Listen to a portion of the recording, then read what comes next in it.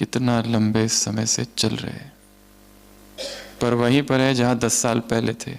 इस बीच न मालूम कितनी मुरलियां पढ़ ली, कितनी भट्टियां भी कर ली, पर वो एक विकार, वो एक संस्कार, वो एक एडिक्शन, वो एक कमजोरी, वो एक कमी वहीं की वहीं है, अस्पर्शित। किसी मुरली ने उसे स्पर्श नहीं किया। कोई अमृत वेला वहां तक पहुंच नहीं पाता।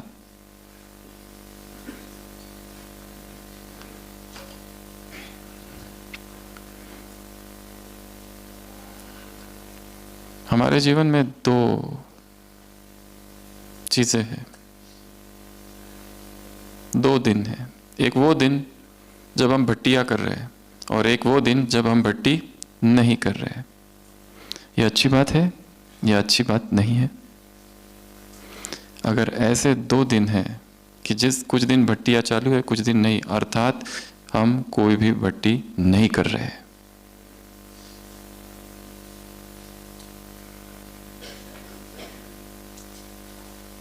भट्टी अर्थात निरंतर चालू रहे, सतत चालू रहे, कहीं जाकर करना, यह इसी बात को इंगित करता है कि शायद जीवन में चालू नहीं है। और आप सभी यहां आए हैं, यह है सार्वजनिक भट्टी। अगर इस भट्टी का रूपांतरण व्यक्तिगत भट्टी में नहीं हुआ तो यहां आना, 4 दिन यहां रहना, केवल और केवल मनोरंजन, बस।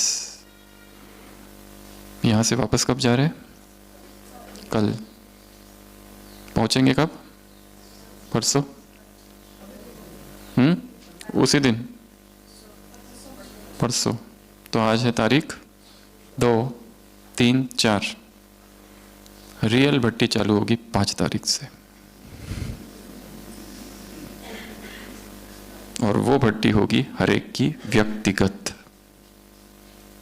ये है सार्वजनिक। यहां हम कुछ नहीं कर रहे, यहां अपने आप हो रहा है। यहां आकर अशरीरीपन का अनुभव हो रहा है, यहां आकर शांति का अनुभव हो रहा है। पर यह ना समझ लेना ये तुम्हारी शांति है, ये मधुबन की शांति है, ये मधुबन का अशरीरीपन है। यहां से जाते ही ये चला जाएगा। फिर वो दिनचर्या चालू होगी जो हमारी वहां की है। और किसी भी परिवर्तन के लिए कहा जाता है 3 हफ्ता, 21 डेज जरूरी है। इसलिए हर एक आज और कल तक इस बात का चिंतन करे कि वहां जाकर मुझे कौन सी भट्टी करनी है, किस टॉपिक पर करनी है। भट्टी चालू होगी आपकी 5 तारीख से। कितना दिन?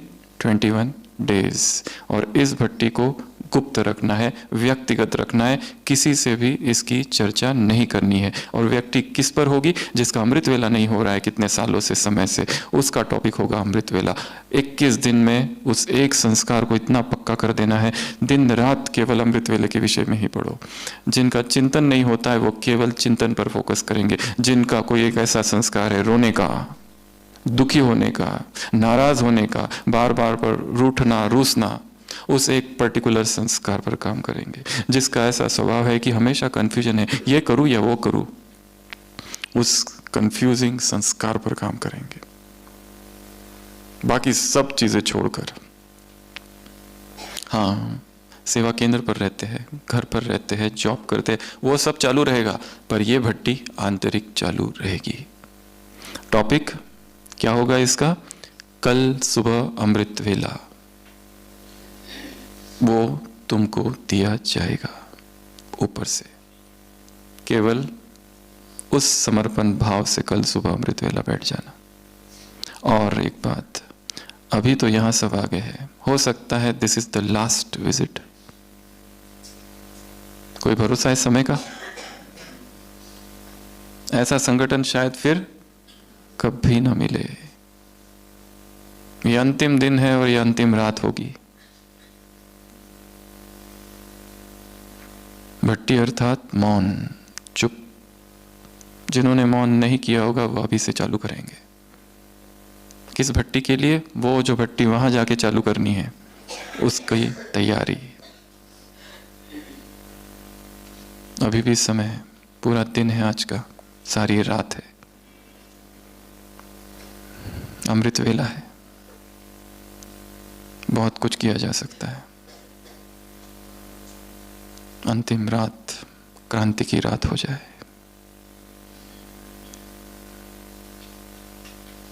यहां बैठे बैठे खाली क्लासेस नहीं सुननी है, अपने अब तक के सारे जीवन को देखना है। जो कुछ हुआ बचपन से लेकर अब तक, ब्रह्मचर्य कैसा रहा, योग कैसा रहा, अमृत वेला कैसा रहा, अमृत वेले की यात्रा, ब्रह्मचर्य की यात्रा, समर्पित जीवन की यात्रा, संबंधों की यात्रा, स्वास्थ्य की यात्रा, शरीर की यात्रा कैसी रही, विकारों की यात्रा, वासनाओं की यात्रा। एक विहंगम दृष्टि डालनी है अपने संपूर्ण जीवन पर, क्योंकि यहां से वो किया जा सकता है, क्योंकि आप इस समय अपने कर्म क्षेत्र के बाहर है, फिजिकली डिटैच्ड है उस स्थान से जहां रहते हैं। इसलिए यहां से ऊंचाई से वो सब कुछ देखा जा सकता है। क्या चल रहा है उधर, अमृत वेला कैसा हो रहा है, योग कैसा हो रहा है, मुरली सुनाना क्या हो रहा है, भोजन की यात्रा कैसी है, सारी यात्राओं को देखना है। मोह की यात्रा, प्रेम की यात्रा, सेवाओं की यात्रा, कर्म की यात्रा, बोल की यात्रा कैसी रही, बोल कैसे है। यहां बैठकर आपस में बात करने में समय नहीं बिताना है। भट्टी आपस में बात करके नहीं होती है। मोबाइल स्विच्ड ऑफ, जैसे मर चुके हैं संसार के लिए। ऐसी तैयारियां चाहिए तो कहीं अनुभव होता है। अनुभव इतना सस्ता नहीं है कि यहां आ गए और हो गया।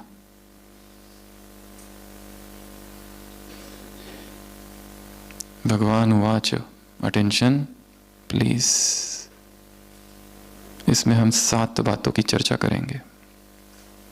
ये 7 बातें, अगर कोई हमसे ये पूछे कि ब्राह्मण जीवन में सबसे ज्यादा महत्वपूर्ण क्या है, फर्स्ट प्रायोरिटी क्या है, उस अनुसार ये 7 बातें हैं। द हाईएस्ट, जिसको सबसे ज्यादा प्रायोरिटी दी जाए वो कौन सी, सेकंड प्रायोरिटी दी जाए वो कौन सी, third priority, fourth, fifth, sixth और सेवेंथ। सारा कुछ हमने रख दिया ब्राह्मण जीवन का, उसमें से सबसे ज्यादा इंपॉर्टेंट कौन सा है, अगर कोई ये पूछे तो हम क्या कहेंगे।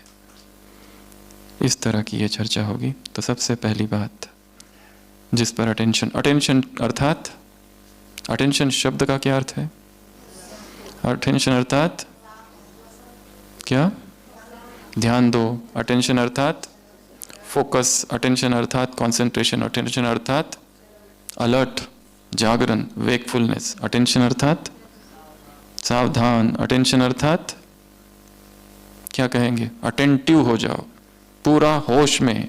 अटेंशन अर्थात होश, अटेंशन अर्थात जागरण, अटेंशन अर्थात मूर्छा नहीं, नींद नहीं, आलस नहीं। बाबा ने कहा ना उस दिन, माया के 2 रूप, रॉयल आलस, रॉयल अलबेलेपन से माया ट्रायल करेगी। अगर हम अपने संपूर्ण ब्राह्मण जीवन को देखें और कहा जाए कि सबसे मुख्य चीज कौन सी है, कौन है जो सबसे आगे है इस परिवार में, इस यज्ञ में, तो सबसे पहली बात है स्थिति। जिसकी स्थिति आगे वो आत्मा आगे। और एक एक बिंदु जो हम लेंगे 7, उसके 3-3 आधार है।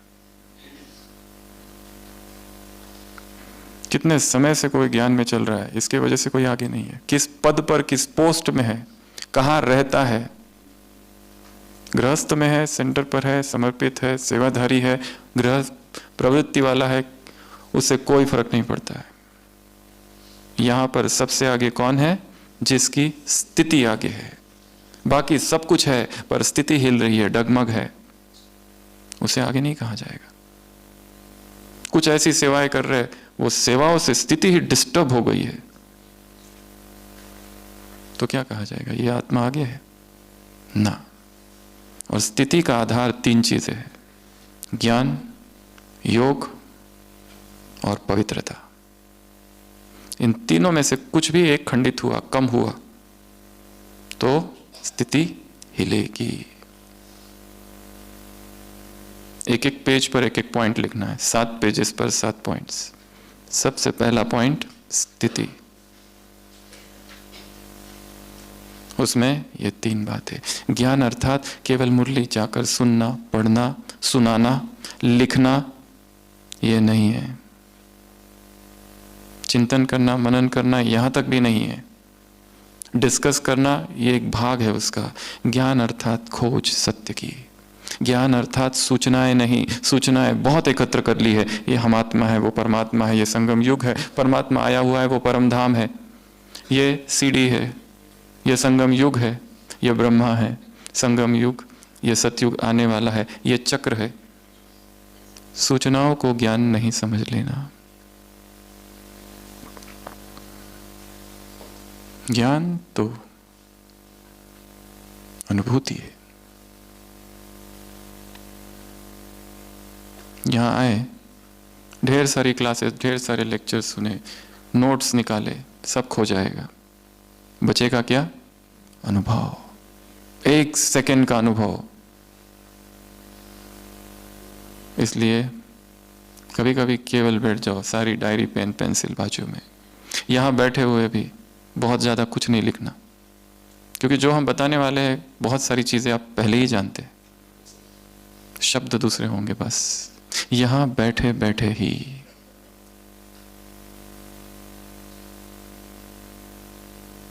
दो वाक्यों के बीच जो अंतराल है,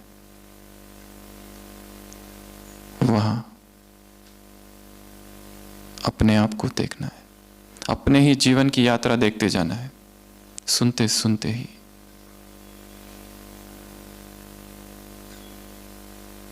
शब्द मिल जाएंगे, क्लासेस मिल जाएंगे, ऑडियोज मिल जाएगा, लेक्चर्स मिल जाएगा, सब कुछ मिल जाएगा, डायरिया मिल जाएगी, परंतु अनुभव वहां जाकर नहीं मिलेगा जहां आप अभी बैठे हैं। ये हॉल, न मालूम कितनी बार भगवान स्वयं इस हॉल में आया है। आकाशिक रिकॉर्ड्स, साइंस कहता है कि ध्वनि कभी भी नष्ट नहीं होती है। जो 10 साल पहले, 20 साल, 100, 200 साल पहले जिसने जो कहा है, वो आकाश में रिकॉर्ड्स की तरह रहता है। यहां भगवान की वाणी रिकॉर्ड्स के रूप में है। जितनी सूक्ष्म चेतना होती जाएगी, सूक्ष्म सूक्ष्म को पकड़ेगा। इसलिए कुछ लिखो नहीं, बस सुनो, और सुनो भी नहीं, भीतर यात्रा करो अपने अंदर। मैं कहां हूं, मैं क्या कर रहा हूं। शायद मधुबन में फिर ना आने को मिले, क्या भरोसा। शायद अपने ही शरीर का भरोसा नहीं, समय का भरोसा नहीं। किसी ने सोचा था कोविड से पहले ऐसा होगा, वैसा होगा, क्या क्या प्लानिंग्स बनाई थी लोगों ने, कहां गई सब, खत्म। वो तो रिहर्सल थी, रियल अभी होगा। ये वातावरण, ये वायुमंडल फिर ना मिलेगा। इसलिए बाहर की सारी यात्रा है बंद, मौन, चुप, और भीतर एक संसार इधर है अंदर। इसकी खोज करनी है। हम अपने आप को ही नहीं जानते। एक एक व्यक्ति के अंदर पता नहीं कितने कितने व्यक्ति है। पॉलीसाइकिक है मनुष्य, बहुचित्तवान। घर में हमारा दूसरा रूप है, मधुबन में आते हैं तो एकदम योगी जैसा रूप हो जाता है, वहां जाते हैं तो वहां कोई और रूप हो जाता है।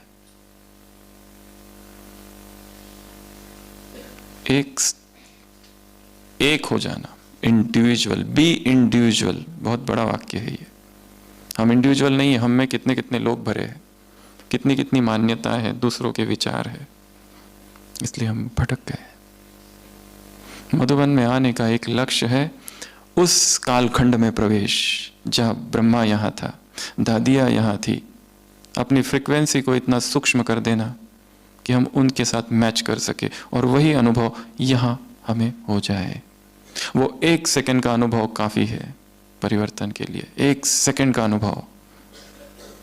और ये सारा जो कार्यक्रम है, ये सारी जो प्रोसेस है, उस सेकंड के अनुभव के लिए है। बस वो अनुभव हो जाए, और वो अनुभव प्रयत्न से नहीं होगा, बस समर्पण से होगा। वो दिया जाएगा ऊपर से, हम तैयार रहे। इसलिए कहा किस टॉपिक पर भट्टी करनी है हर एक को, वो कल सुबह अमृत वेले दिया जाएगा। समय सुबह 2 से 5 के बीच। ये आधार है अमृत वेला, सोने के लिए नहीं है। बहुत सो लिया, द्वापर से सोते ही आ रहे, जागरण का समय है। यहां से संकल्प लेकर जाना है और उस संकल्प रूपी बीज को 21 दिन तक पानी देना है, पर वो गुप्त रखना। और जो अनुभव भी होगा 21 दिनों में वो किसी से शेयर नहीं करना, चुप। तो ब्राह्मण जीवन में अगर पूछा जाए प्रायोरिटी क्या है, तो प्रायोरिटी है स्थिति। स्थिति का आधार ज्ञान। ज्ञान की गहराई में जाना है, जहां हमने समझा है वहां तक नहीं, बहुत डीप है वो। और उसके लिए बहुत मौन चाहिए, बहुत एकांत चाहिए, बहुत अंतर्मुक्ता चाहिए भीतर। इसलिए रोज की दिनचर्या में इंटरमिटेंट साइलेंस, कुछ समय ऐसा निकालो जहां मौन हो जाए, ना किसी से बात करेंगे ना कुछ, चुप। डिजिटल साइलेंस, चुप। दूसरा योग।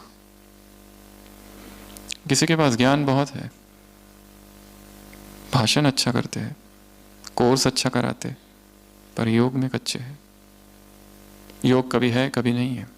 टारगेट रखना है तीव्र पुरुषार्थी, अर्थात कम से कम 4 घंटा बैठकर योग। बहुत बड़ा टारगेट है ये। यहां से कुछ ऐसे संकल्प लेके जाना है जो अब तक हम सोचते असंभव, पर करो उसको, कोशिश होगा। 4 आवर्स सिटिंग योगा, बहुत बड़ा टारगेट है।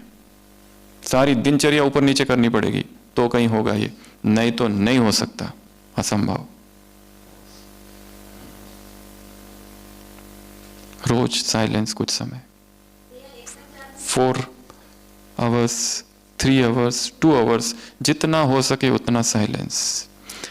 पुरुषार्थ में हर चीज एक दिन में नहीं होती है, slowly slowly slowly slowly slowly. Alice in Wonderland नाम की एक किताब है, उसमें एक वाक्य आता है, एलिस एक स्वप्न जगत में पहुंच गई है, छोटी सी बच्ची है, वहां पर एक पार्टी में जाती है। वहां पर वो मैड हैटर कहता है, मैं हर दिन नाश्ते से पहले 6 असंभव बातें करता हूं। मैं हर दिन नाश्ते से पहले 6 असंभव सी बातें करता हूं। इसलिए टारगेट वो रखना है जो सिंपल वाला है, वो नहीं। Not failure but low aim is crime. असफलता नहीं, परंतु छोटा लक्ष्य रखना अपराध है। बहुत ऊंचा लक्ष्य रखो और थोड़ा थोड़ा इंच बाय इंच उसकी तरफ पहुंचते जाओ। तो योग एटलीस्ट 4 आवर्स, संकल्प करके जाना है यहां से। बहुत सो लिए, बहुत सो लिए, आज के बाद बिल्कुल नहीं, 2-2.5, दैट्स इट। उसके बाद में सोना अर्थात आलस। बहुत बड़ी दिनचर्या परिवर्तन करनी पड़ेगी इतने बड़े टारगेट के लिए। इतना ऊंचा लक्ष्य है, जितना ऊंचा लक्ष्य है उतनी बड़ी कुर्बानी भी देनी पड़ेगी। वो रात का सारा समय जो व्यर्थ जा रहा है बातों में, इंटरनेट पर, मीडिया पर, व्यर्थ की मीटिंग्स में, वो सब हटाना पड़ेगा, तब कहीं होगा ये। और वो एक दिन का पुरुषार्थ नहीं, सतत, निरंतर। क्योंकि जो कुछ टचिंग होगी वो उसी समय होती है। 3:30 के बाद तो सारे ब्राह्मण परिवार जाग जाता है, बाबा के काउंटर पर भीड़ लग जाती है, सुबह सुबह खाली होता है वो।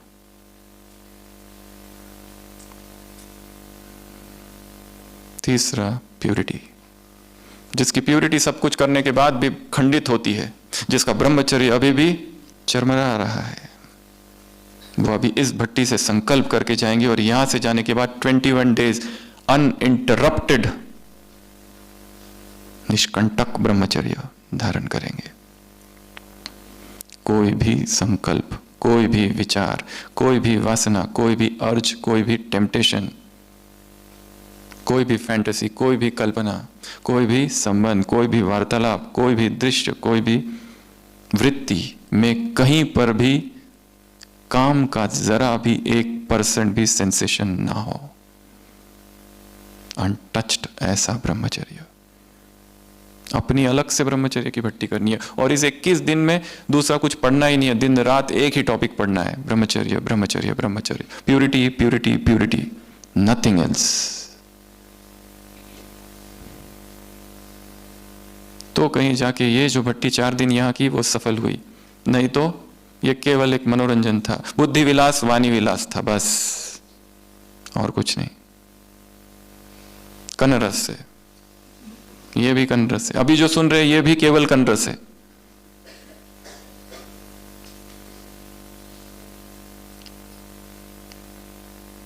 इसके लिए ये बहुत अच्छा है, वो बहुत अच्छा है, ये क्लास वो क्लास, ये सब भी माया ही है। भाई जी आपका क्लास बहुत अच्छा था, गेट लॉस्ट। किया क्या? फॉरवर्ड, और कुछ नहीं किया उसका, तो क्या मतलब है उसका?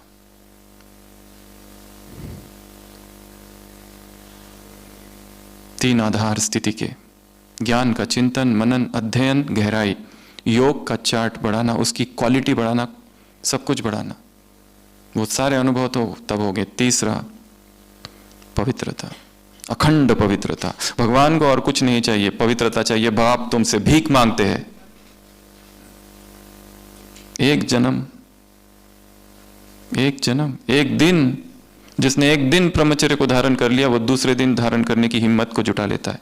जिसने 2 दिन कर लिया वो 3 दिन, 4 दिन, 5 दिन, पावर बढ़ती जाती है। और जैसा जैसा ब्रह्मचर्य बढ़ेगा वाणी में तेज आएगा, स्थिति अपने आप ऊपर चली जाएगी। संसार की कोई चीज प्रभावित नहीं करेगी। स्तुति कर रहा है कोई, निंदा कर रहा है, जो जिसको करना है करते रहो। परिस्थितियां बदल रही है, हम स्थिर रहेंगे। आधार प्योरिटी। कुमार कुमारिया बाप से पूछते हैं, बाबा हम शादी कर ले, घर वाले मानते नहीं है। बाप कहते हैं, साकार महावाक्य इन्वर्टेड कॉमा, सिर कट जाए पर पवित्रता को ना छोड़ना।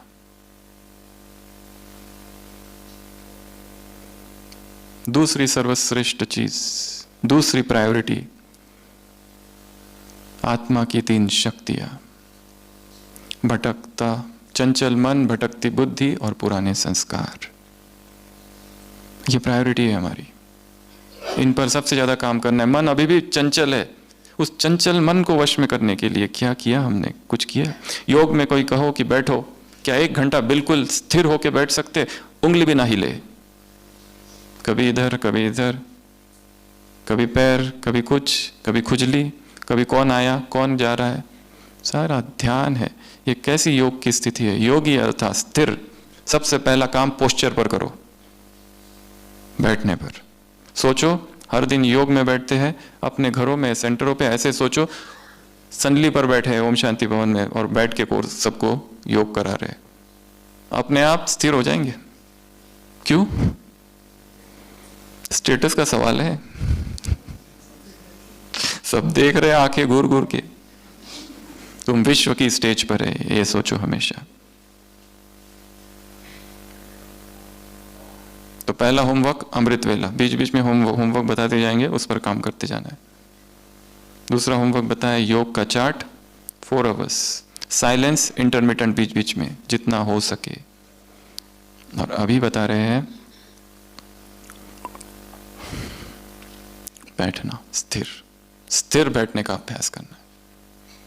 जितना पानी स्थिर होगा उसमें जो ऊपर का चंद्रमा का प्रतिबिंब होगा उस झील में निस्तरंग झील बन जाए चेतना। मन को वश में करना। मन कहाँ भागता है उसकी स्टडी करना है, किस ओर जाता है। 2 ही चीजों की तरफ जाता है, या तो अतीत या भविष्य, पास्ट में जाएगा या तो फ्यूचर में जाएगा। समझना है उसकी चंचलता को देखना है। अभ्यासेन तु कौन्तेय वैराग्येन च गुह्यत। अभ्यास और वैराग से है अर्जुन, हे कुंती पुत्र, इस मन को वश में कर। चंचल मन कृष्ण, मैं क्या करूं, कैसे मन को वश में करूं? तो भगवान का उत्तर है अभ्यास और वैराग्य। Practice practice practice. मन भागता है फिर लाओ उसे। रोज एक काम करना है, अनदर होमवर्क, 4 धाम की यात्रा हर दिन होनी चाहिए। कैसे? मन से। यहां से जाने के बाद बाबा की कुटिया में आओ, उदास हो जाओ तो बाप की कुटिया में बाप से रूरियान करने पहुंच जाओ। शक्तिशाली बनने का संकल्प हो तो शांति स्तंभ पर पहुंच जाओ। व्यर्थ संकल्प बहुत चले तो हिस्ट्री हॉल में आ जाओ। बाप समान बनना हो तो बाबा के कमरे में आ जाओ। रोज सुबह या शाम या जब भी हो, आंखें बंद और अमृत वेला किसी भी टाइम मधुबन के 4 धाम की यात्रा करनी है। ठीक है, ये तो आसान काम है। और केवल आना नहीं है, वहां कुछ करना है। उस आने को क्रिया से साथ जोड़ देना है। कुटिया में मैं गया, बाबा ने मुझे अंगूठी पहनाई, ये दृश्य इमर्ज करो। हिस्ट्री हॉल में बाबा ने शॉल पहना दी, शांति स्तंभ पर था, वहां से किरणें आई और मेरे अंदर समा गई। कहीं दर्द है, वो दर्द चला गया। हर बार मधुबन में जब आते हो और ये ड्रिल करते हो मन में, तो क्रिया को जोड़ना है स्थान से, एक एक स्थान के साथ एक एक क्रिया। बाबा के कमरे में अग्निकुंड जला हुआ है, अपने सारे किए हुए पाप ब्राह्मण बनने के बाद के उसमें डाल दो, उस दृश्य को इमर्ज करो। यहां से जाने के बाद के काम है ये सारे। वो जो 21 दिन की आप सबकी भट्टी चलेगी 5 तारीख से, एक एक दिन मार्क करते जाना। पहला दिन 6 तारीख, दूसरा दिन, कभी गलती हो गई फिर से उठो, गिरे फिर उठो, फिर चालू करो सब कुछ नया। तो चंचल मन, भटकती बुद्धि कहां भटकती है चेक करो। और पुराने संस्कार, वो कौन सा संस्कार है? रोने का संस्कार क्या अब तक है? अब तक भी बुरा लगता है, अब तक भी रूसना, रूठना, नाराज होना, घृणा, नफरत, ईर्ष्या क्या है? कोई आगे जाता है तो घृणा, ईर्ष्या होती है उसके प्रति। क्यों? हर एक का पार्ट अपना अपना है, हर एक का भाग्य अपना अपना है, फिर भी हम डिस्टर्ब क्यों हो जाते हैं? इंसल्ट सहन करने की शक्ति ब्राह्मणों में बहुत कम है, दादी ने कभी कहा था। यह सेकंड प्रायोरिटी है हमारे जीवन की। थर्ड प्रायोरिटी संबंध, रिलेशनशिप्स। आपसी संबंध कैसे है? उसमें 3 बातें हैं। संबंधों में रिस्पेक्ट, एक दूसरे के प्रति सम्मान, प्रेम, मधुरता। जो भी हमारे संबंध है, हमारे किस किस के साथ संबंध है? पहला सीनियर्स के साथ हमारे संबंध कैसे, दूसरा जूनियर्स, तीसरा साथी जो हमारे उनके साथ संबंध, अगला ये परिवार या अगर कोई टीचर बहन है तो स्टूडेंट्स के साथ कैसे संबंध है, अगला बाहर वालों के साथ संबंध कैसे है, अगला हमारे लौकिक वालों के साथ संबंध कैसे है, सातवां भगवान के साथ संबंध कैसे है। अपने सारे संबंधों की चेकिंग करना है। क्या इन सभी संबंधों में प्रेम है, रिस्पेक्ट है, मधुरता है, या मन मुटाव है, तनाव है? हमारे ओपीडी में एक पेशेंट आती थी, एक माता, वो कहती थी मुझे यहां दर्द हो रहा है, ईसीजी किया नॉर्मल, ब्लड टेस्ट किया नॉर्मल, थोड़ा और बताओ क्या होता है? यहां दर्द होता है। कब होता है? एक आत्मा है, जैसे ही वो मेरे सामने आ जाती है बस यहां दर्द चालू होता है, वो हट जाती है तो दर्द गायब। क्यों? क्योंकि गहरी घृणा है उसके प्रति, डिसलाइक है, नफरत है। उसने 10 साल पहले मुझे ऐसा कहा था। अरे 10 साल पहले कहा था, उसके बाद कितनी अच्छी अच्छी बातें कही, पर हमारा मन का स्वभाव है दुख को एब्जॉर्ब करता है, पकड़ता है। हमें दुख से इतना प्रेम है, इतना प्रेम है, क्या बताए, दुख ही चाहिए। हम खोज हमारी है सुख की, पर हम लेते क्या है? दुख। 10 लोग हमारी तारीफ करे वो याद नहीं रहता, एक आकर कुछ कह दे बस दिन रात उसका चिंतन मनन करते रहते हैं। सॉरो एब्जॉर्प्शन, दुख देते तो नहीं है पर दुख लेते हैं। किसी ने कुछ कह दिया बस मूड ऑफ। यहां तो अग्निपथ है, सब कुछ सहन करते हुए आगे बढ़ जाना है, निकल जाना है। और उस ब्राह्मणों के सारे हिसाब किताब इन्हीं लोगों से तो चुकते होंगे, दूसरे तो कोई है नहीं। अपनी डायरी में लिख के रखना है, ब्राह्मण जीवन में ब्राह्मण परिवार एग्जामिनेशन हॉल है, एक एक ब्राह्मण आत्मा पेपर है। पेपर कहां से आएंगे? बाहर वालों से नहीं आएंगे। किससे आएंगे? वो जो बाजू में बैठा है ना, अभी एक बार देख लो कौन बैठा है, बस वही है उसी से आने वाला है। किससे आएंगे? जिसका हमने कोर्स कराया। किससे आएंगे? जिसका हाथ पकड़कर सेंटर पर लेके गए। किससे आएंगे? जिसको बाबा से मिलने मधुबन में लेके आए, जिसकी इतनी पालना की, जिसको भोजन खिलाया, टोली खिलाई। आज वही हमारा सबसे बड़ा दुश्मन बना बैठा है। क्यों? और हम शौक में है, दुखी है, क्योंकि उसी से हमारा हिसाब है। तुमने जो किया वो तुम्हारे साथ होगा। तुमने किसी की 1 गुना निंदा की, तुम्हारी 10 गुना, 2 गुना, 100 गुना होगी।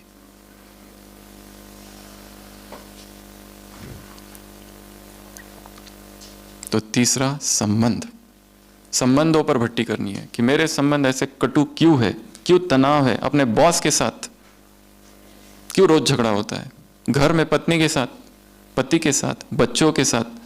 क्या करे जो इन संबंधों को ठीक कर किया जाए। अंग्रेजी में शब्द है साइकोलॉजिकल डिस्टेंसिंग, थोड़ा दूर हट जाओ। बहुत ज्यादा चले गए पास, इसलिए झगड़े हो रहे। डिटैच्ड, हर एक को स्पेस चाहिए टू ब्रीथ, सांस लेने के लिए। हम स्पेस देते ही नहीं है, ये करो वो करो ऐसा करो वैसा करो। वो चाहे छोटा बच्चा हो उसको भी जगह चाहिए, डिटैच्ड करने दो उसको, थोड़ी देर छोड़ दो, सबको छोड़ दो। ये तीसरी प्रायोरिटी क्या है? संबंध।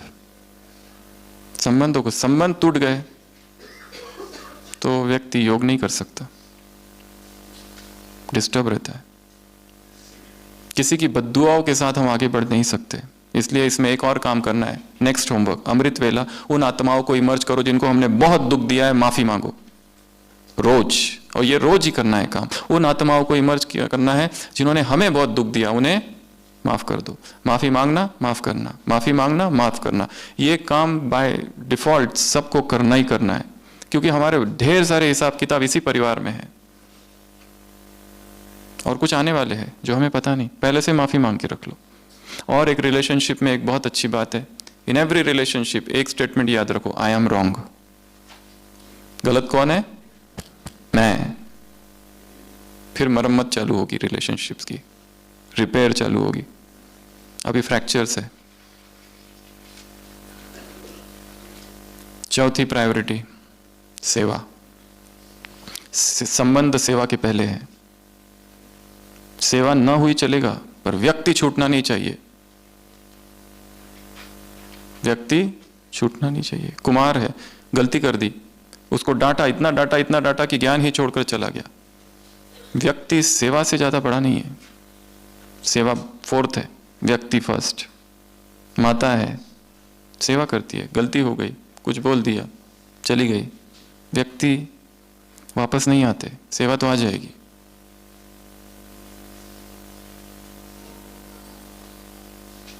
किसी सेंटर पर एक बहन जी थे, सभी क्लास के स्टूडेंट्स ने कुछ सेवा दी, वो किसी छोटी बहन को रखने के लिए दिया, उसने वो गुम कर दिए सारे। तो बड़ी बहन जी ने उसको थोड़ा सा कुछ कहा, डांटा, और बाद में वो पैसे मिल भी गए। बड़ी बहन जी अनुभव सुना रही थी, विदेश की कहानी है, कि उस बात को 30 साल हो गए। उसके बाद वो बहन और हम दोनों ने मिलकर बहुत सारी सेवाएं की साथ में, पर वो क्रैक अब तक है जो तब लगा था।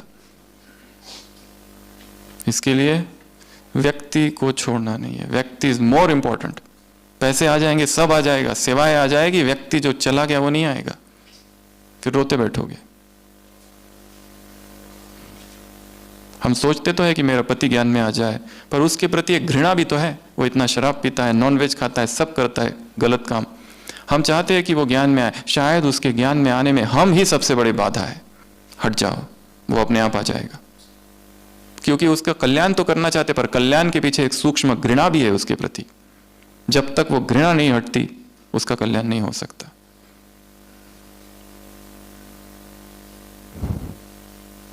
नेक्स्ट प्रायोरिटी, सेवा।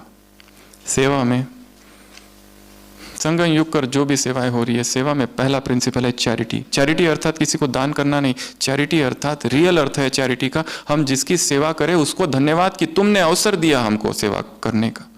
ये नहीं कि हमने तुम पर उपकार किया, हमने तुम पर रहम की, हमने तुम पर कृपा की।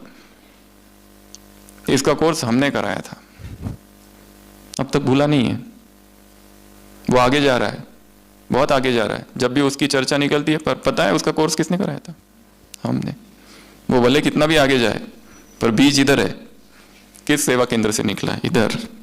हमारा गुरु कौन है उसका? हम।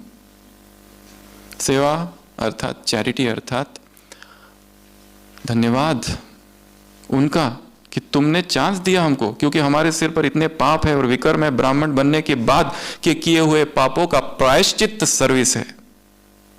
सर्विस हमें करनी ही करनी है। क्यों करनी है? क्योंकि ब्राह्मण बनने के बाद जो किए हुए विकर्म है उसका वो प्रायश्चित्त है, इसलिए करनी पड़ेगी। और तुम उसके लिए नहीं कर रहे हो, अपने लिए कर रहे हो। यह है चैरिटी का अर्थ। दूसरा, निमित्त भाव। टंकी ऊपर है, हम खाली नल है, पानी ऊपर से आ रहा है, हमारी क्या महिमा? उस पानी ने इस नल को चुना, नल की क्या महिमा? वो चाहता तो किसी और नल से आ सकता था। इसलिए मैं ये हूं, मैं वो हूं, मैं ऐसा हूं, मैं वैसा हूं, मैं ये सेवा करता हूं, मैंने ऐसी सेवा की, इतने कुमार तैयार किए, कुमारियां तैयार की, इतने सेंटर खोले, इतनी जगह दी, इतनी गीता पाठशालाएं खोली, इतनी कन्याओं को तैयार किया, इतना प्रोग्राम किए, मेगा प्रोग्राम किए। संगम युग पर जो कुछ हो रहा है परमात्मा शक्तियों से हो रहा है, हम कुछ भी नहीं कर रहे। वो चाहता तो ये सेवा किसी और से भी करा सकता था। तुमको चुना गया है, धन्यवाद दो उसका। स्वामी विवेकानंद के जीवन में वर्णन है, उनके जीवन का अंतिम समय 38 साल की उम्र हो गई है, 38, बस अब शरीर छोड़ने वाले हैं। सारी सेवाएं की है विश्व भर में, यहाँ गए वहां गए, दिन रात भाषण, ये करूं वो करूं, ऐसा करूं वैसा करूं, मुझे करना है करना है करना है, एक तड़प। और अभी अंतिम पड़ाव है, हिमालय गए यात्रा के लिए, वहां से लौट रहे थे, देखा एक काली का मंदिर है टूटा फूटा, वहां पर उन्होंने एक पूजा की, एक 4 वर्षीय बच्ची की, जिसको मां समझकर। वहां पर देखा मंदिर को, किसने तोड़ा मंदिर को? मुसलमानों ने। उत्तर आया, अच्छा अगर मैं होता तो टूटने नहीं देता इसको, मैं लड़ाई करता उनसे। क्रोध आया, फिर घर गए, सोए। दूसरे दिन सोचा क्रोध करने से क्या फायदा, फिर गए, फिर सोचा मैं अब चंदा इकट्ठा करूंगा, सन्यासी हूं, चंदा इकट्ठा करके फिर से जीर्णोद्धार करूंगा इस मंदिर का। घर गए, रात में स्वप्न आता है, मां काली कहती है कि तुम मेरी रक्षा करते हो या मैं तुम्हारी? क्या सोच रहे हो कि मैं रोक देता? अरे क्या मुझ में इतनी शक्ति नहीं है कि मैं चाहूं तो अपने दुनिया भर में मंदिर बना सकती हूं? डू यू प्रोटेक्ट मी और आई? बस तब से छोड़ देते हैं वो सब। जो हो रहा है होई सोई जो राम रची राखा, को करी तर्क बड़ा वैसा खा। सब कुछ वो करा रहा है, हम कहां हैं? हम कहीं पर भी नहीं है। अध्यात्म अर्थात एम्प्टिंग योरसेल्फ एंड इफेजिंग योरसेल्फ, अपने आप को खाली कर दो और अपने आप को मिटा दो। ये दो परिभाषा है अध्यात्म की, एम्प्टी योरसेल्फ एंड इफेज योरसेल्फ। सेवा अर्थात सबसे पहली बात क्या बताई? चैरिटी। दूसरी निमित्त, निमित्त भाव। और तीसरा निस्वार्थ, मेरा कोई स्वार्थ नहीं है, जो कुछ कर रहा हूं अपनी सेवाओं को भूलते जाओ। सेवा की भूलो आगे बढ़ो, सेवा की भूलो आगे बढ़ो। किसका कल्याण हो रहा है, क्या हो रहा है, वो भी हमें जानने की आवश्यकता नहीं है। हम करते इतनी सेवा, उसके 50 फोटो और भेजते, अभी देखो, सारे देखने पड़ेंगे, हमने सेवा की है। ये सेवा नहीं है, ये मैं का विस्तार है। ब्रह्मा कुमारी इसकी आड़ में हम अपना नाम बाला कर रहे हैं। तो सेवाओं में हो सके तो जितना हो सके सेवा की भूल जाओ, आगे बढ़ो, सेवा की भूल जाओ। ये नेक्स्ट प्रायोरिटी सेवा। सेवा के बाद हेल्थ। ब्राह्मण इसको भूले हुए हैं, इसलिए इतने सारे ब्राह्मण हैं, इतना शुद्ध भोजन करते, सब कुछ करते, किसी के बाहर का हाथ का खाते नहीं, खुद ही बनाते, सब करते, फिर भी सब बीमार है। ऐसा कोई है जिसको ये कह सकते कि मुझे पेट की कोई समस्या नहीं है? कुछ ना कुछ तो है ही। किसी को नींद नहीं आती, किसी को कुछ होता है, किसी को हार्ट अटैक आता है, किसी को कुछ ना कुछ होते ही रहता है। 3 प्रकार के नियम हैं। एक है सरकार के नियम, जिसको हम बड़ी कड़ाई से पालन करते हैं, डरते हैं। क्यों? तोड़ दिया तो सीधा जेल, सीधा दंड। कोई आराम से ट्रैफिक तोड़ के जाता है क्या? कभी नहीं जाएगा, बहुत ज्यादा जागृत है।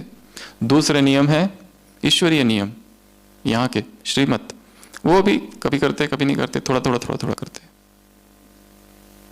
और तीसरा जो तो बिल्कुल ही नहीं करते, वो है प्रकृति के नियम। जो प्रकृति के नियमों को तोड़ेगा वो बीमार पड़ेगा। और प्रकृति का पहला नियम है वही खाओ जो प्रकृति ने जिस रूप से तुम्हें दिया है। अपक्व आहार, अनकुक्ड, नेचुरल फ्रूट्स, वेजिटेबल, अंकुरित जूसेस, ये हमारा आहार है। कहाँ तो सतयुग में हम बगीचों के मालिक थे और कहाँ खेती के गुलाम बन गए। जो कुछ हम खा रहे हैं इस समय इस सदी में, अब 50 साल पहले की बात नहीं कर रहे हम, तब बहुत शुद्धता होगी, पर अब नहीं है वो। हमारे भोजन ही हमारे सभी रोगों का कारण है। जब तक आहार में परिवर्तन नहीं, तब तक योग में स्थिति भी ऊंची नहीं उठेगी।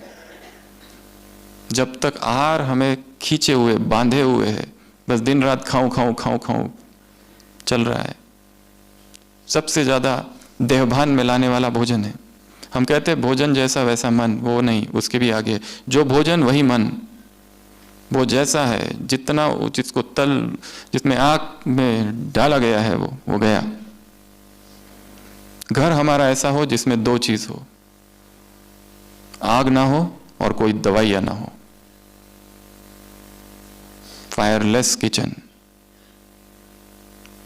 इसको समझना पड़ेगा, पढ़ना पड़ेगा, सीखना पड़ेगा। एक दिन में नहीं आएगी। 2500 साल की कुक्ड फूड की आदत है, वो एक दिन में अनकुक्ड में नहीं चले जाएंगे। उसके संगम युग से गुजरना पड़ेगा, डाइट का संगम युग, वो धीरे धीरे होगा। ऐसा शरीर जो कभी बीमार ना पड़े, ऐसा शरीर जिसे किसी दवाई की आवश्यकता नहीं, ऐसा शरीर जिसमें फुर्ती हो, ऐसा शरीर जो कभी थकान ना हो, ऐसा शरीर जिसमें कभी बुढ़ापे के कोई लक्षण ना हो, ऐसा शरीर जिसमें प्रकृति के वातावरण का, चेंजेस ऑफ टेम्परेचर का कोई असर ना हो, ऐसा शरीर जो निरंतर स्वस्थ रहे, उमंग उत्साह से भरा रहे, शक्तिशाली लचीला हो। इस शरीर को हमें यहां प्राप्त करना है, और वो केवल एक ही मार्ग है, अनकुक्ड नेचुरल अपक्व आहार। जितना हो सके अनाज को कम कम करते करते करते करते जीरो। जितना शरीर में अनाज जाएगा, देहभान, वो हमारा आहार नहीं है, पक्षियों का आहार है। दूसरा, हेल्थ में फास्टिंग,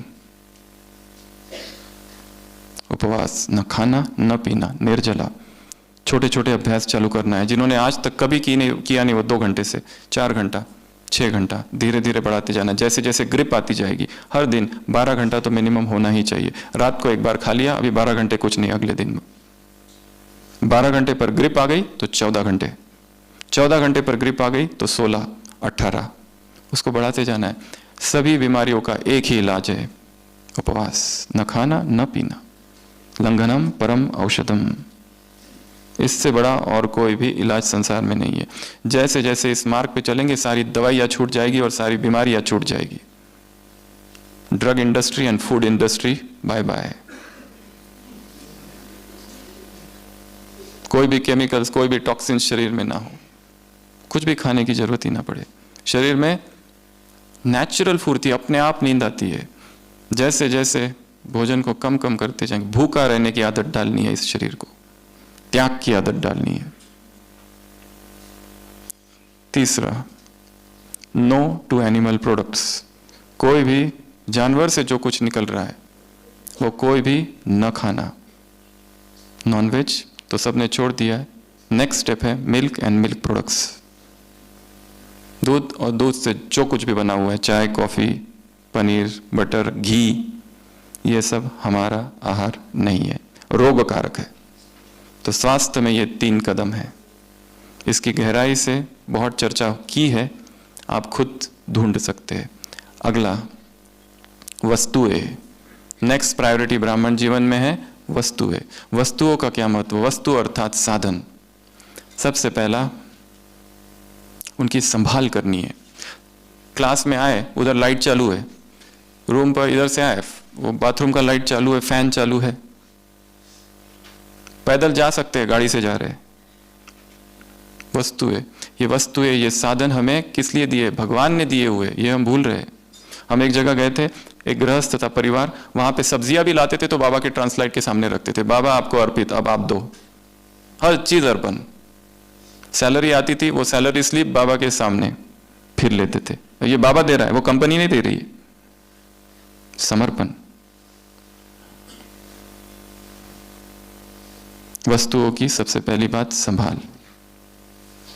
दूसरा, वेस्टेज नहीं, न पानी का वेस्टेज, न इलेक्ट्रिक का वेस्टेज, न पेट्रोल, न डीजल। हमसे कुछ भी वेस्ट ना हो, कुछ भी चीज वेस्ट ना हो। भोजन इतना सारा ले लेते थाली में, देखा है भोजन के बाद वो जो कितना उसमें डाल देते हैं। अगर जब खाना ही नहीं है तो लिया क्यों? सब ले लो, सब ले लो, पता नहीं बाद में मिलेगा कि नहीं। और खाने के बाद पता चलता है ये हमको पसंद नहीं है। चाय का पूरा भर के लिए आधा पिया रख दिया। बोझ। मधुबन में आए हो, एक एक रोटी का टुकड़ा जो यहां तोड़ा है उसका हिसाब चुकाना पड़ेगा। जितना चाहिए उतना कम ही लो, चाहिए तो वापस लो, वापस लेने की जरूरत ही ना पड़े। वास्तव में पेट जो है ना हमारा, खा खा के फूल गया है, उसको इतनी आदत पड़ गई है, अब उसको वापस सिकुड़ना है। एलिमेंट्री रूडिमेंट्री स्टेज जो सतयुग में पेट था छोटा सा, उसको तो जरूरत ही नहीं थी वहां पर, वो इवोल्यूशन के प्रोसेस में बढ़ा हुआ है खा खा कर। उसको कम खाने की आदत डालो तो पता चलेगा कि कितना कम हम चाहिए हमें जीवित रहने के लिए। एक ग्लास जूस और पूरा दिन आराम से निकल जाता है, किसी की जरूरत ही नहीं। ऐसी ऊर्जा प्रकट हो शरीर में, डिटॉक्स हो जाए शरीर पूरा, टॉक्सिन से निकल जाए, सारे विष द्रव्य बाहर। जितना शरीर आते स्वच्छ होगी उतनी भूख कम, जितना उसमें कचरा और मल भरा है उतनी बीमारियां और भूख ज्यादा। अभी भी नाश्ता किया, अभी भी खाना है, अभी टोली, 3 बार भोजन, 4 बार टोली, और हम हैं महान तपस्वी राजयोगी। ये है हम। वहां जा रहे हैं तो शाम को सैंडविच, फिर भोजन, फिर पोहा, फिर ये फिर वो। त्याग मूर्त आत्मा हूं, समान लिख रहे हैं। नुमा शाम का योग, कब शिव की याद रहेगी तब, क्योंकि कब बजता और कब भागू। सुखधाम तंदूरी, आहा आनंद आ गया। मैदा और मैदे से बनी हुई कोई भी चीज हमारा आहार नहीं है। बेकरी और बेकरी प्रोडक्ट्स हमारा आहार नहीं है। वो जितना खाएंगे उतनी कब्जी और उतनी बीमारियां। Constipation is a universal disorder. Fasting, no to animal products, ये था भोजन का। हम थे वस्तुओं पर, वस्तुओं में या साधनों में सबसे पहली बात संभाल करनी है उसको, जो दिया गया है। ऐसा नहीं कहीं पे भी बैग रख दी और पर्स रख दी और फिर ढूंढते फिर रहे, कोई चिंता ही नहीं है। वस्तुओं की संभाल करनी, एक एक छोटी छोटी चीज हमारे पास है। रुमाल है, ये समझो मुझे बाबा ने यज्ञ का दिया हुआ है, ये वेस्ट नहीं। संभाल, वेस्ट नहीं, और सफल करना है वस्तुओं को। तीसरा, सफल करना है। हमारे घर में कितनी सारी ऐसी चीजें रखी हुई जो हम यूज नहीं करते। कितने जूते हैं, दान करो। कितने सारे कपड़े रखे हुए, कुर्ते रखे हुए, कुमार है इतने सारे दे दो। कितने स्वेटर रखे हुए पता नहीं, कितने जूते, कितने स्वेटर, कितनी साड़ियां, सब ठूस ठूस के अंदर लॉक में रखा हुआ है, पर हम किसी को देंगे नहीं, बांट दो। एक नेक्स्ट लास्ट पॉइंट, पैसा। सबसे लास्ट प्रायोरिटी रखा है इसको। इसमें भी सबसे पहली बात सच्चाई से कमाना है, ईमानदारी से कमाना है, बाबा की याद में कमाना है। भाइयों के लिए पैसा कमाना अर्थात भगवान की याद में कमाया हुआ पैसा हो। कम मिले तो चलेगा, पर किसी के पेट पर लात नहीं मारनी है। कम मिले तो चलेगा, परंतु 2 नंबर का ना हो। कम मिले तो चलेगा, गरीब ही ठीक है, परंतु वो हमारे पसीनों का हो। मेहनत करनी है। एक दूसरा, फिर से इसमें वही पॉइंट, इकोनॉमी। हम पैसा कहाँ कहाँ वेस्ट करते हैं, आप सबको होमवर्क दे रहे हैं, उसकी लिस्ट बनाना आज। हम पैसा कहाँ कहाँ वेस्ट करते हैं। अननेसेसरी परचेसिंग, क्लिक और आ जाती है चीज, परचेस ही परचेस करते रहते हैं, दिन रात परचेस। जो चीज चाहिए नहीं, जो पहले अभी खोली भी नहीं तो दूसरी मंगा ली। ये भी एक एडिक्शन है ऑनलाइन परचेसिंग का। ऑनलाइन परचेसिंग एडिक्शन हो गया है, मंगाते रहते। अननेसेसरी वेस्टेज ऑफ मनी, कहाँ वेस्ट हो रहा है, पेट्रोल कहाँ कहाँ जा रहा है, उसकी लिस्ट बनानी है अपनी। किचन में कहाँ वेस्ट हो रहा है, अननेसेसरी शॉपिंग, वेस्टेज। और तीसरा, यज्ञ सेवा। सबसे अच्छा उपयोग पैसों का कौन सा है, इस यज्ञ में दे देना। अपने लिए रखना, भविष्य के लिए रखना, बचा हुआ यज्ञ में दे दो, सफल होगा यहां पर। तो ऐसी ये 7 बातें हैं, फिर से रिवाइज करते हैं। सबसे पहली प्रायोरिटी जीवन में स्थिति, स्थिति के ऊपर कुछ भी नहीं है, आधार ज्ञान, योग, पवित्रता। दूसरी प्रायोरिटी आत्मा की 3 शक्तियां। मन क्यों भटकता है, मन क्यों चंचल है, बुद्धि क्यों भटकती है, और पुराने संस्कार अब तक क्यों नहीं गए। तीसरा, संबंधों को ठीक करना है, यहां बैठकर प्लानिंग करनी है, अभी यहां वहां जाके वहाँ के संबंधों की, यहाँ मधुबन में अभी 1 दिन है आपके पास, प्लानिंग करनी है, क्या करूँ, किससे माफ़ी मांगना है तो माफ़ी मांगो 6 मास तक मन ही मन, जब तक वो माफ़ ना कर दे। माफ़ कर दिया उसकी निशानी, एकदम हल्कापन आ जाएगा एक दिन। अगर वास्तव में जाके माफ़ी मांगनी है तो वो भी कर दो, हमारी वजह से किसी का भी दिल ना दुखे। अगर दुखाया है शब्दों से, कटु वचनों से, कमेंट से, तो माफ़ी मांगो। डायरेक्ट मांगने में शर्म आती है तो मन में मन रोज मांगते रहो। अगला सेवा, सेवा में चैरिटी, तुम्हारा धन्यवाद जो तुमने अवसर दिया। नेक्स्ट निमित्त, और तीसरा निस्वार्थ। अगला हेल्थ, हेल्थ में जितना हो सके यात्रा चालू करनी है, एक नई यात्रा। अब तक जो खाया है, अभी भगवान का पकाया हुआ जो है, सूर्य का पकाया हुआ है, जो नेचुरल है, जो प्राकृतिक है, जिसमें प्राण ऊर्जा भरपूर है, ऐसा भोजन जिसमें हमारे शरीर में विकारों की उत्पत्ति ना हो। नहीं तो जो हम खा रहे हैं वो उत्तेजना वाला है, अत्यंत तीखा है, मीठा है, मसाले वाला है, वो विकारों को उत्तेजित करता है अंदर ही अंदर। जितना आहार योगियों जैसा होगा, पवित्र होगा, शुद्ध होगा, सात्विक होगा, अपने आप उत्तेजनाएं शांत हो जाएगी। जो लोग ब्रह्मचर्य के लिए सब कुछ किया है फिर भी नहीं हुआ, go for 3 months raw challenge, अपने आप ब्रह्मचर्य आ जाएगा, अपने आप कुछ भी किए बिना। नेक्स्ट फास्टिंग का अभ्यास करना है, बढ़ाना है। तीसरा नो टू एनिमल प्रोडक्ट्स, पराई माँ का दूध हमारे लिए नहीं है। दूध लेना ही है, बादाम का दूध, सोया मिल्क, नारियल का मिल्क, मूंगफली का दूध, ये सब दूध है, काजू का दूध, ये सब प्रयोग किए जा सकते हैं। पर वो उसको हटा दो, वो तब होता होगा 50 साल पहले, पर आज के युग में नहीं। इसकी डिटेल चाहिए तो ढूंढ सकते, बहुत सारा लिटरेचर अवेलेबल है। वो जो पेन और अत्याचार उन जानवरों पर होता है, वो अगर दिखाया जाए तो कोई हाथ भी नहीं लगाएगा उस दूध को। जो आह होती है उस गाय की, उसे जो पीड़ा पहुंचती है, और जो दूध हमारे पास आ रहा है वो हमारा आहार नहीं है। अगला वस्तुओं की संभाल करनी है, और जो हमारे पास एक्स्ट्रा है वो क्या करो, दान कर दो, संभाल करनी है। अगला वेस्ट नहीं करना है, पानी, इलेक्ट्रिसिटी, डीजल, पेट्रोल, सोचो ये सब यज्ञ का है। भोजन जितना चाहिए बस उतना ही थाली में लो, वेस्ट ना हो। अगला सफल करना है सब चीजों को। लास्ट पैसा, पैसा कमाना कैसा है, सच्चाई से। कम मिला तो चलेगा, गरीब रहे तो चलेगा, वो पैसा नहीं चाहिए। बाप कहाँ आते हैं, गरीबों की झोपड़ी में आते हैं जहां पर सूखी रोटी है। बाप वहां नहीं जाते जहां 56 प्रकार के भोग है। ना हम वसामि वैकुंठे ना योगी नाम हृदय नच मदभक्ता यत्र गायन्ति तत्र तिष्ठामि राधर। जहां सच्चाई है वहां मैं हूं हे नारद, अमीरों के पास मैं नहीं हूं। अगला इकोनॉमी करनी है, सीखनी है पैसों की इकोनॉमी, प्लानिंग करनी है पैसों की। और लास्ट यज्ञ सेवा में सफल करना है। तो ऐसे ये 7 स्तंभ है, 7 पिलर्स है, 7 प्राथमिकता है, 7 वरीयता है, 7 प्रायोरिटीज है। इसी प्रायोरिटीज में इसको देना है महत्व। अच्छा, ओम शांति।